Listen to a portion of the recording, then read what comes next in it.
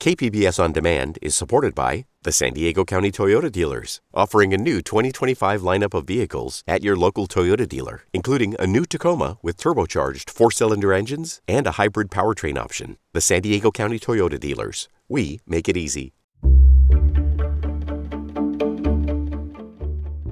Good morning, I'm Lawrence K. Jackson. It's Thursday, July 2nd. A group of descendants of early San Diego are looking to preserve their history. More on that next, but first, the headlines.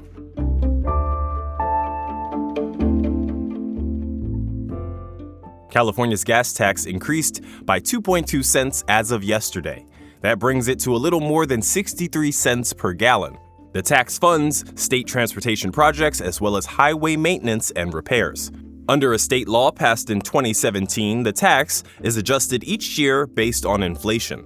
Despite county gas prices seeing a decline 40 times in 41 days, California gas prices are still some of the highest in the country. SDSU is officially a member of the Pac-12 Conference. The Aztecs joined the Pac-12 alongside other fellow newcomers, Boise State, Fresno State, Colorado State, Texas and Utah State, and Gonzaga. The conference now meets the NCAA's Football Bowl subdivision requirements. That means the Aztecs now officially exit the Mountain West Conference, where for 5 years in a row, they won at least 5 conference titles. SDSU President Adela De La Torre says moving to the Pac-12 helps, quote, open the door to exciting partnerships and financial growth, all of which contributes to the vitality of our university community. Shark Summer is officially back and runs until August 2nd. Birch Aquarium says it's a celebration of the important ecological role that various species of rays, skates, and sharks play worldwide. Shark Summer visitors can experience Sharks and Rays 101 talks, shark feedings and exploration stations, themed diving presentations, and more. On July 9th, Birch Aquarium also hosts their 21 and older Oceans at Nights Sharks event. The After Hours event is set to feature interactive games, live entertainment, and presentations from shark experts. From KPBS, you're listening to San Diego News Now. Stay with me for more of the local news you need.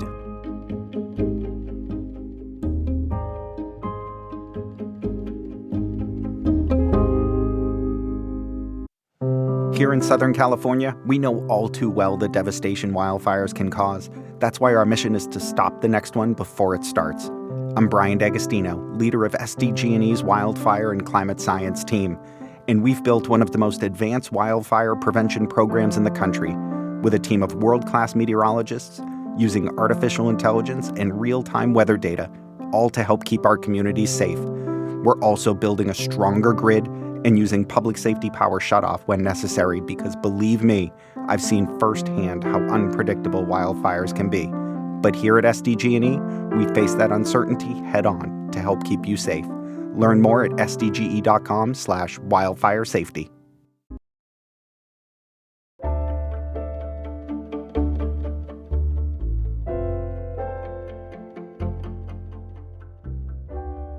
The descendants of early San Diego can trace their family lineage to the first Spanish settlers.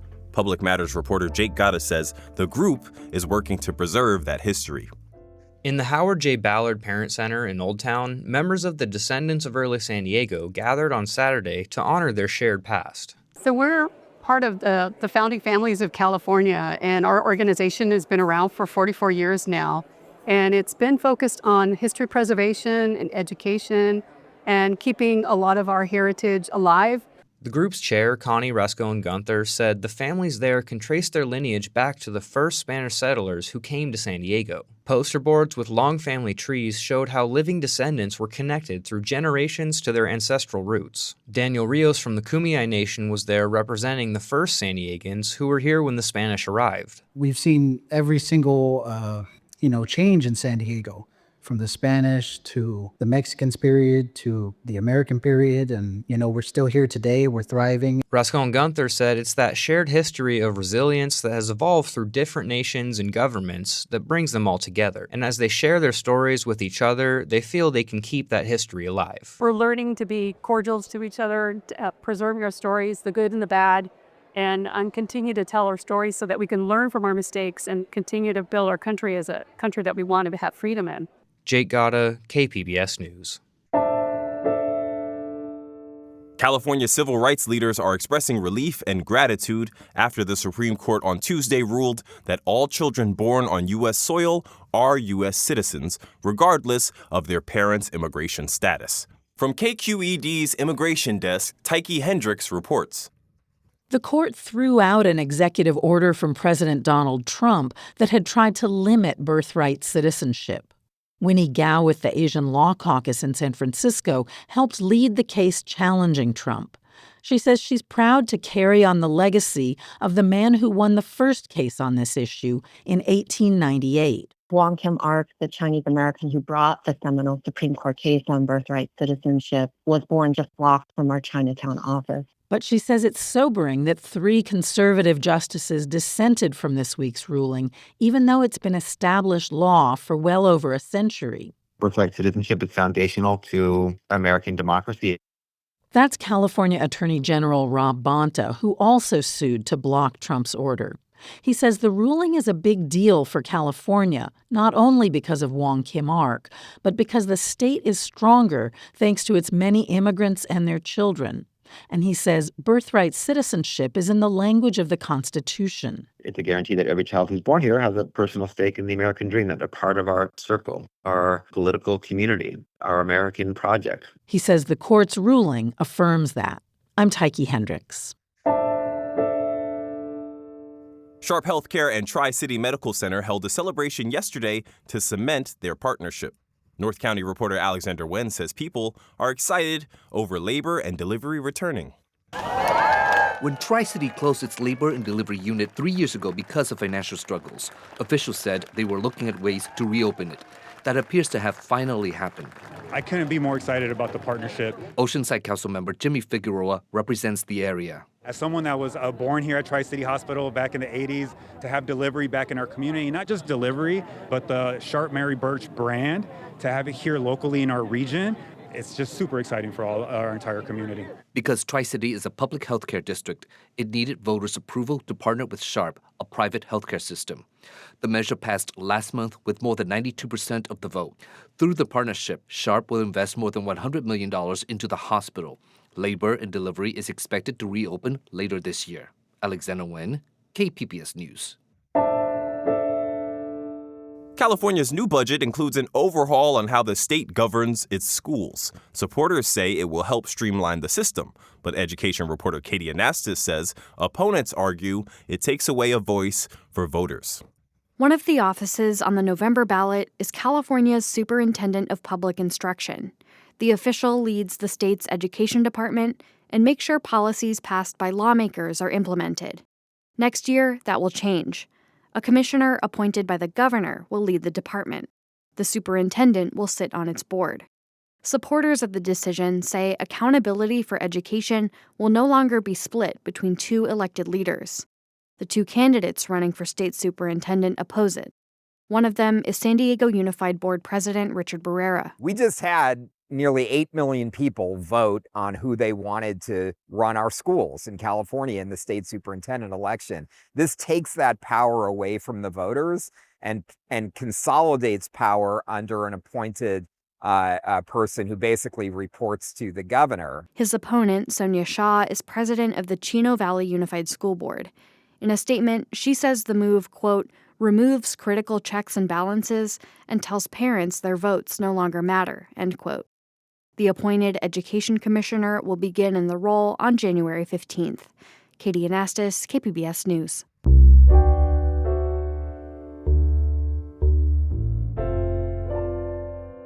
The former news director of KPBS has filed a whistleblower lawsuit against the station and the San Diego State University Research Foundation. Reporter Andrew Dyer has more. Terrence Shepard says in the suit his termination earlier this year was in retaliation for flagging a potential FCC violation to senior management. The suit references a September episode of KPBS's daily TV news show, Evening Edition. It featured a live segment from a protest at the Encinitas City Hall. Behind the reporter was a sign with the F word written on it.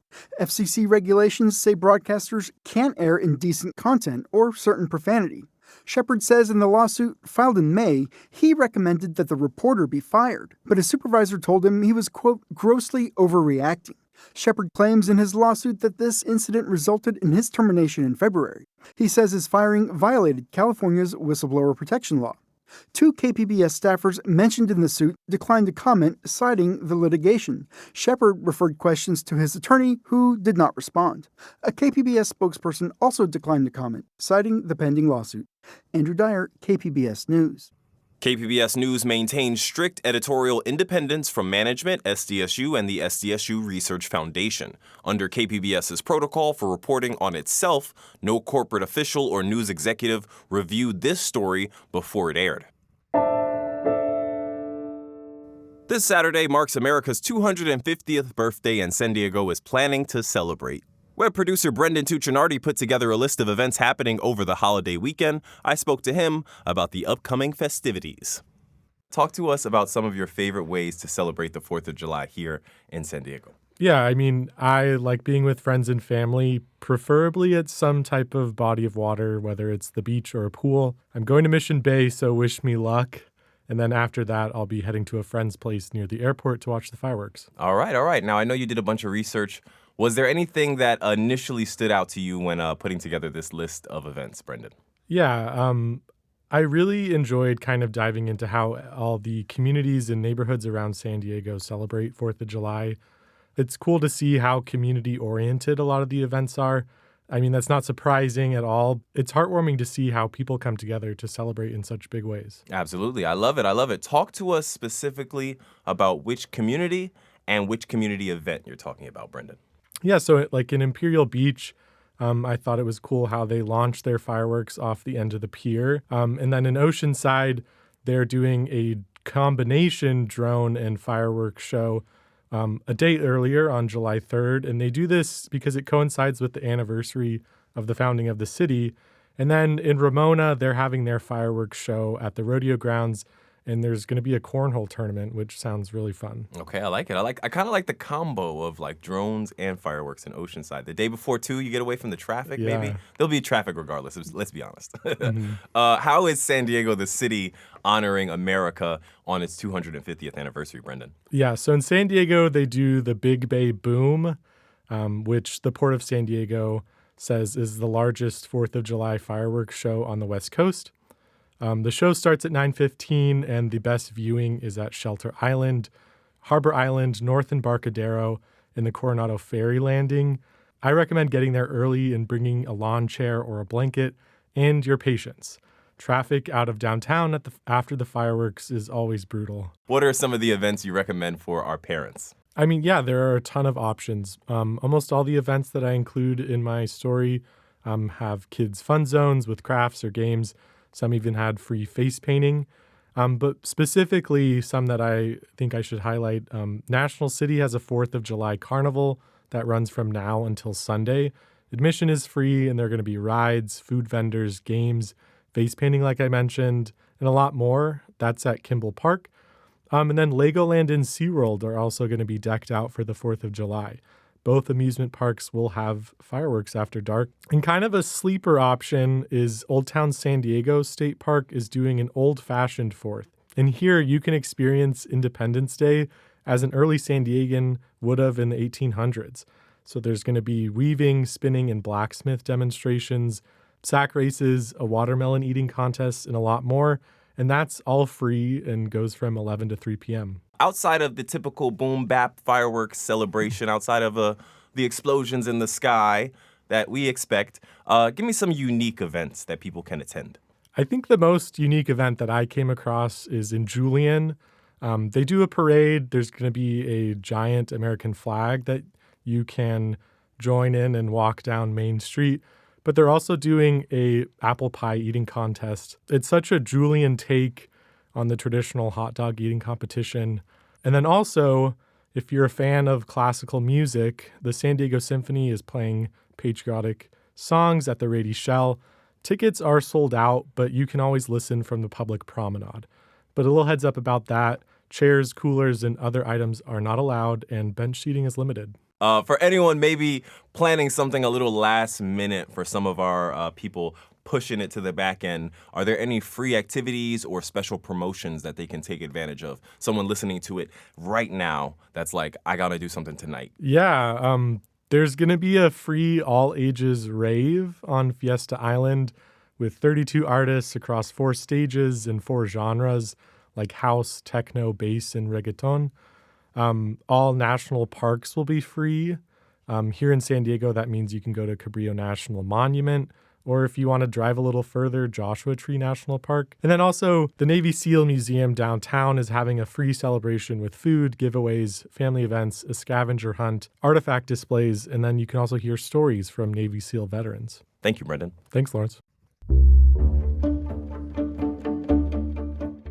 That's it for the podcast today. As always, you can find more San Diego news online at kpbs.org. I'm Lawrence K. Jackson. Thanks for listening, and have a great day.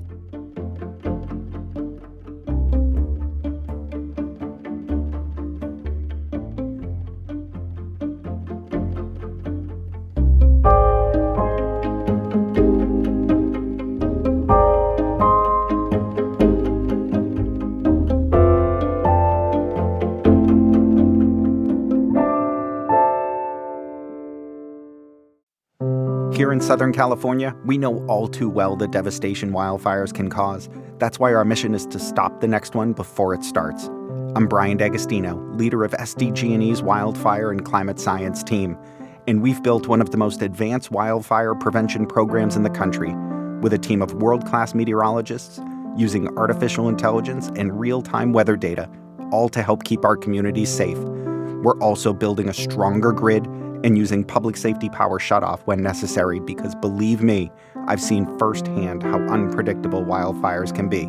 But here at SDG&E, we face that uncertainty head-on to help keep you safe. Learn more at sdge.com/wildfire safety.